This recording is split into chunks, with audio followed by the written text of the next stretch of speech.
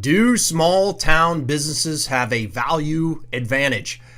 Hi everyone, I'm Josh Horn with Horn Valuation. I help business owners and attorneys with business valuations. And lately I've been valuing some small town businesses. And some of them have been quite valuable.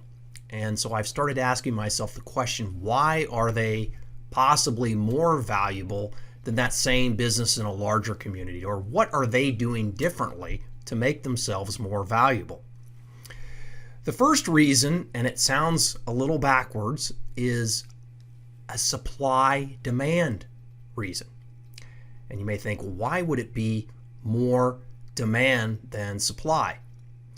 And the reason is that particularly when we're talking about goods and services that families and other businesses need. So I'm talking about specialty trade contractors in particular, in construction, HVAC, insulation, plumbing, businesses like that. Good businesses in these small communities are actually quite hard to find. So the supply of them is actually in some cases pretty low. And the demand is still high because we all have to have that stuff. So I think that's one reason why in some cases they flourish, whereas in a larger market, there might be a lot of other businesses like them. And the demand may be there, but maybe not quite at the level where demand exceeds supply. The second reason is that these small town businesses a lot of times don't follow the herd because they're not looking to see what this person or this business is doing over here. They're not following the herd with regard to the pricing, the advertising, so much that I see in the larger market where businesses in certain industries are a dime a dozen and they all do the same thing. In the smaller communities, sometimes what I see is they don't get blinded by what is going on over here or over here. They are their best version of themselves. They worry about being really good at what they do. And as a result, the third reason why I think they're successful, in some cases a lot more successful, is they don't rely as much on banks. And that's no slight to banks, or not necessarily a slight to debt in general, but they don't get a lot of attention from banks. And as a result, they find a way, in a lot of cases, to bootstrap the company with equity.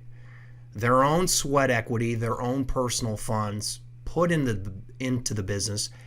And they think to themselves, I'm going to make this work without relying on bank financing. And as a result, they don't get held back by big debt payments, and it doesn't put a huge financial strain on them. And as a result, they end up sometimes more successful. So think about how you can apply these tactics no matter what market you're in.